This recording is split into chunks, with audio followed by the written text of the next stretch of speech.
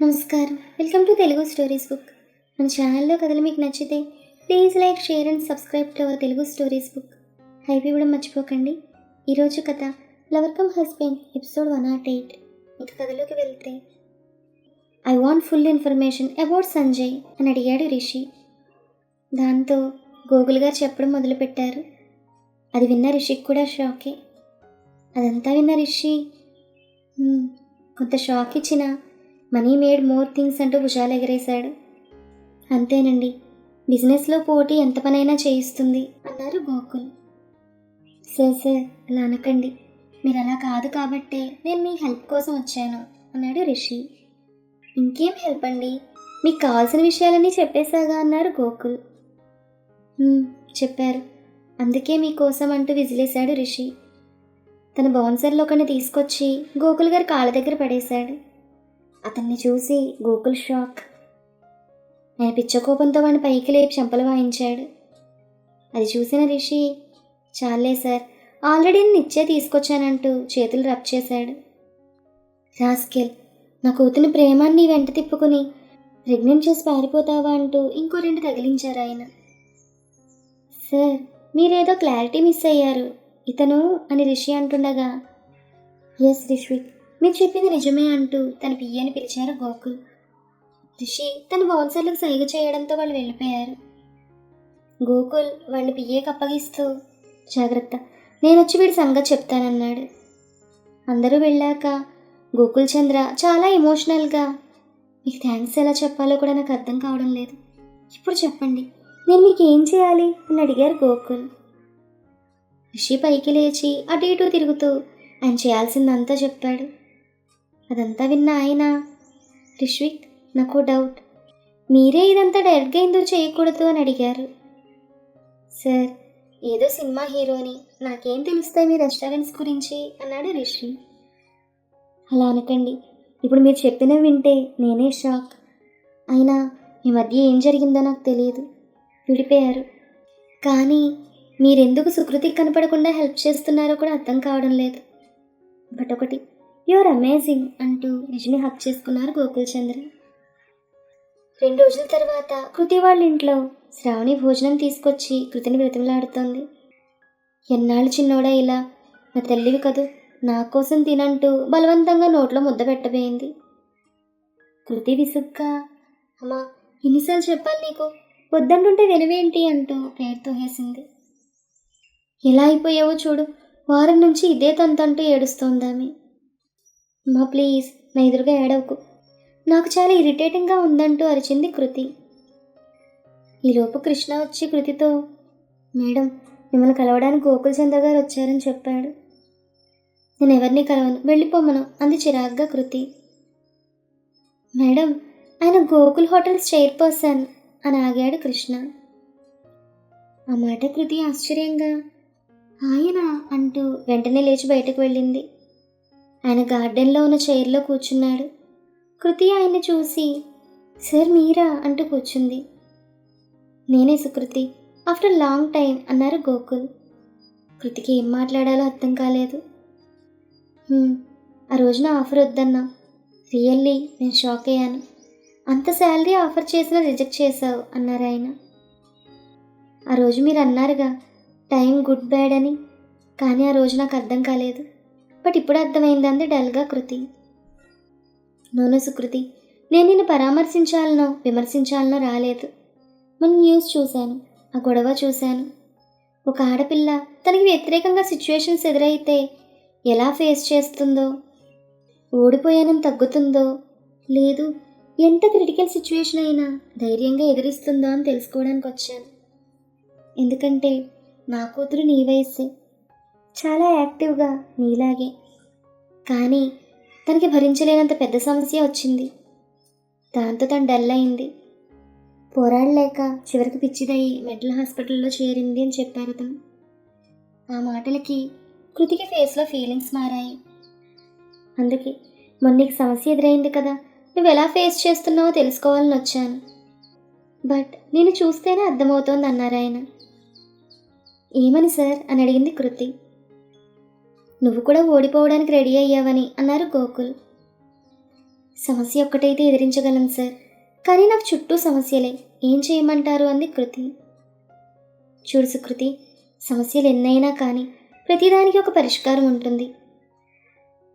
ఉన్నా అవి వెతికి తీసేంత ఓపిక సహనం నాకు లేవు సార్ అంది విరక్తిగా కృతి. సరే, నీ సమస్య చెప్పు, పరిష్కారం నేను వెతుకుతానన్నారు ఆయన. అందువల్ల మీకు లాభం అని అడిగింది కృతి. ఆ కూతురికి ఆనాడు ఎటూ పరిష్కారం చూపలేదు, బట్ ఈ కూతురికైనా హెల్ప్ చేద్దామని అన్నారు ఆయన. సరే చెప్తానంటూ రిషి విషయం తప్ప అన్నీ చెప్పింది కృతి. అదంతా విన్న గోకుల్ చంద్ర, సో ఆ వెంకట్రావు వస్తే గాని విషయం తేలదు. ఒకవేళ ఆయన ఎప్పటికీ రాకపోతే అని అడిగారు ఆయన. ఆ మాట కృతి షాక్గా చూసింది. సుకృతి, చెప్పి వెడితే ఎప్పుడొస్తాడో తెలుస్తుంది, కానీ చెప్పకుండా పారిపోతే అసలు వస్తాడో రాడో కూడా తెలియదు. అందుకే సార్ నేను నిర్ణయించుకున్నాను, కొంతకాలం చూసి నేను కూడా శాశ్వతంగా పారిపోవాలని అంది కృతి. సరే, ఎటూ కొంతకాలం అంటున్నావు కాబట్టి నేను కొన్ని సలహాలు చెప్తాను, నీకు నచ్చినా నచ్చకపోయినా ట్రై చేయన్నారు గోకుల్. సరే చెప్పండి అంది కృతి. దాంతో ఆయన చెప్పడం ప్రారంభించారు. మనం అనుకున్నవి జరగనప్పుడు, అంటే టార్గెట్స్ పెద్దవైనప్పుడు చిన్న టార్గెట్స్తో అడ్జస్ట్ అవ్వడమే అన్నారు ఆయన. కృతికి అర్థమైంది. నువ్వు అందరూ వెళ్ళే దారిలో కాకుండా కొత్తగా ట్రై చేయి. You have that creativity. Number 1, vegan food restaurants open చేయి. కారణం, ఈ మధ్య కొంతమంది ఆరోగ్యం మీద దృష్టి పెట్టి నాన్ వెజ్ వదిలేసి వెజిటేరియన్స్గా మారారు. అలాంటి వాళ్ళకు నువ్వు కేర్ ఆఫ్ అడ్రస్ అవ్వు. నెంబర్ 2, ఇది నీకు తెలుసు, ఫాస్ట్ డెలివరీ విత్ టార్గెట్స్. ఇంత టైంలో డెలివరీ ఇవ్వకపోతే వాళ్ళ మనీ వాపస్ అని చెప్పు. నెంబర్ 3, నువ్వు కూడా ఒక ఓనర్లా కాదు, ఒక కస్టమర్లా మారు. వాళ్ళలో చేరి వాళ్ళ ఫీడ్బ్యాక్ తీసుకో. ఇది స్టార్టింగ్ ఎపిసోడ్లో మీరు విన్నారు కదా ఈ పాయింట్. నెంబర్ 4, నీకు 24 గంటల టైం కాదు, టార్గెట్ కావాలి. సో సుకృతి, నేను చెప్పిన వాటికి నీ తెలివి శ్రమ కలుపు, విజయం నీదే అన్నారు గోకుల్. మీరు చెప్పిందంతా చేయడానికి నేను రెడీ, కానీ అంటూ ఆగిపోయింది కృతి. నాకు అర్థమైందమ్మా, నువ్వు బ్యాంక్ లోన్ తీసుకున్నావు, వాళ్ళ ప్రెషర్ ఎక్కువైతే నువ్వు డిస్టర్బ్ అవుతావు, అంతేనా అని అడిగారు ఆయన. కృతి ఏం మాట్లాడలేదు. ఆయన నవ్వుతూ చెక్ బుక్ తీసి 30 లక్షలు సైన్ చేసి ఇచ్చాడు. కృతి అది చూసి నో సార్ వద్దు అంది. ఇది నేనేమీ ఫ్రీగా ఇవ్వడం లేదు, అప్పనే అనుకో అంటూ కృతి చేయి పట్టుకుని చేతిలో చెక్ పెట్టారు గోకుల్. మళ్ళీ చెప్తున్నాను, టైం బాగోలేదు, but you should change your time అంటూ ఫాస్ట్గా వెళ్ళిపోయారు గోకుల్. ఇదంతా కూడా మన రిషిబాబు చెప్పిందే. అలాగే ఇంకా ఆ 30 లక్షలు కూడా రిషిబాబే ఇచ్చాడు. మరి అదండి సంగతి. రిషి చెప్పిన 12 పాయింట్ల సారాంశం ఇదే. అసలు ప్రేమలో ఒకళ్ళు ఎక్కువ కాదు, ఒకళ్ళు తక్కువ కాదు. దీని గురించి క్లైమాక్స్లో ఇంకా బాగా తెలుసుకుందాం. కృతి మళ్ళీ జర్నీ స్టార్ట్ చేసింది. కాదు రిషి చేయించాడు. గోకుల్ చంద్ర చెప్పినట్లుగా వేగాన్ ఫుడ్ స్టార్ట్ చేసింది. క్లిక్ అవ్వడానికి టైం పట్టినా సహనంతో వెయిట్ చేసింది. మంచి రిజల్ట్ వచ్చింది. అంతే, టార్గెట్స్ నెమ్మదిగా పెంచింది. 6 నెలలు గిర్రున తిరిగాయి. అప్పటికే బ్యాంక్ లోన్ సగం తీర్చింది. ఒకరోజు రిషి తన ఫామ్ హౌస్కి వచ్చాడు. లోపలికి వెళ్ళేసరికి ఒకతన్ని చైర్కి కట్టేసి కూర్చోబెట్టారు. ఆయనే సదరు సైట్ యజమాని వెంకట్రావు. రిషి ఆయన్ను కోపంగా చూస్తూ ఎదురుకున్న చైర్లో కాలు మీద కాలు వేసుకుని కూర్చున్నాడు. రిషిని చూస్తుంటే ఆయనకు పై ప్రాణాలు పైనే పోతున్నాయి. రిషి హ్యాండ్స్ మడుస్తూ, చెప్పండి, ఎవరు చెప్తే మీరు ఇదంతా చేశారు అని అడిగాడు.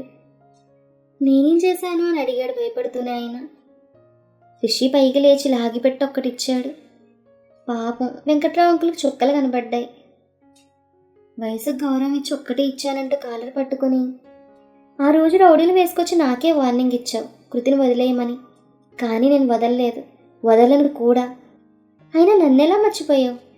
కృతికి ప్రాబ్లం వస్తే వెనుక రిషిగాడు అప్పుడు ఉన్నాడు, ఇప్పుడు ఉన్నాడు, ఇప్పుడు ఉంటాడు.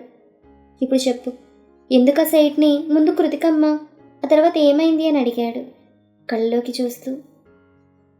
ఆయన రిషి వైపు చూస్తూ మంచినీళ్ళని సైగ చేశాడు. రిషి వాటర్ బాటిల్ తెచ్చి మూత తీసి అంకుల్ నెత్తి మీద పోసేశాడు. దాంతో ఆయన తెల్లబోయి చూశాడు. అంకుల్, నా చిన్ను ఇంతకన్నా బాగా తడిసింది మరి వానలో ఆ రోజు.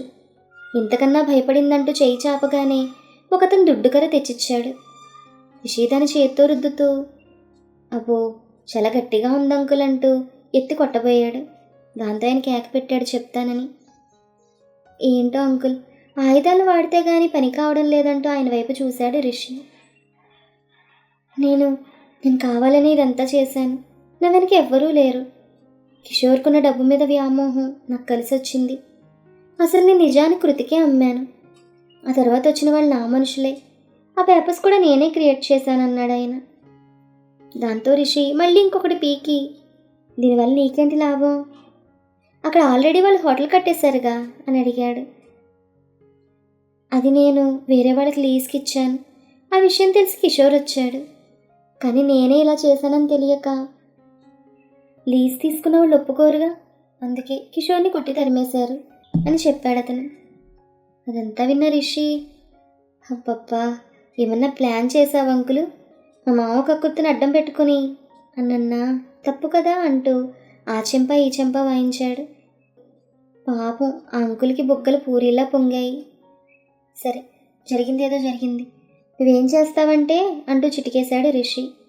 అంతే, వెంకట్రావు అంకుల్ అక్కడ మాయమై కృతి ఇంట్లో ప్రత్యక్షమయ్యాడు.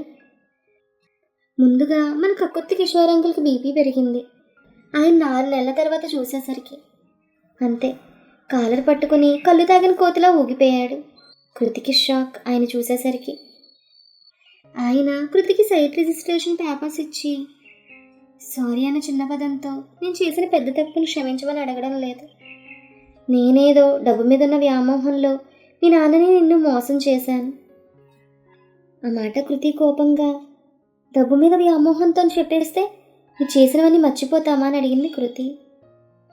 ఆ రోజు నీ అంతటి నువ్వే వచ్చావు, నేనేమైనా అడిగానా నిన్ను అంటూ వెంకట్రావు అంకుల్ 2 పీకాడు కిషోర్ అంకుల్.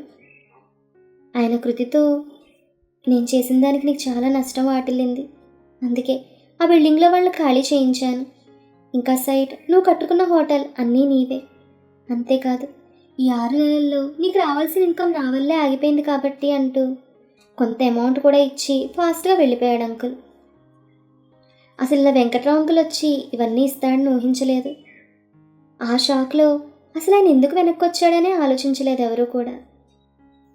ఇంక కృతి ఆనందంగా తన డ్రీమ్ ప్రాజెక్ట్లో అడుగు పెట్టింది.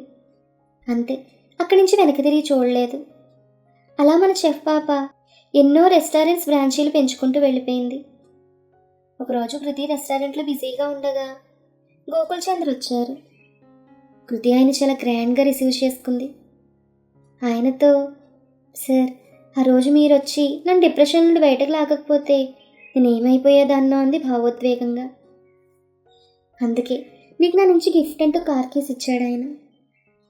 అయ్యో సార్, నేనే మీకు గిఫ్ట్గా ఇవ్వాలి ఏదైనా, కానీ మీరు అని కృతి అంటుండగా, లేదమ్మా, నువ్వు నాకు ఇవ్వాల్సిన అమౌంట్ ఇచ్చిన రోజు నేను ఫిక్స్ అయ్యాను. నీలో ఆత్మస్థైర్యానికి తగిన గిఫ్ట్ ఇవ్వాలని అంటూ కృతిని బయటకు తీసుకెళ్ళాడు ఆయన. బయట రోల్స్ రాయిస్ కార్. మీకు తెలుసు, అది కూడా రిషి పంపాడని. అది చూసిన చెఫ్ పాప షాక్. ఆయన కృతి తలనిమురుతూ, యు డిజర్వ్ ఇట్ అనేసి వెళ్ళిపోయాడు. రిషి ఈ ఫ్లాష్ బ్యాక్ అంతా చెప్పడం ఆపి అందరి వైపు చూశాడు. మన తర్వాత ఏం జరిగింది? ఇంకొక విషయం, నెక్స్ట్ ఎపిసోడ్లో ఆ ప్రీతి సంగతి ఏంటో కూడా తేలుద్దాం, సరేనా? మీరు రెస్ట్ తీసుకొని తర్వాత ఎపిసోడ్ వినడానికి రెడీ అయిపోండి. మళ్ళీ మంచి ఎపిసోడ్తో మళ్ళీ కలుద్దాం. Keep listening. ఈ కథ మీకు నచ్చితే please like, share and subscribe to our Telugu stories book. Thank you.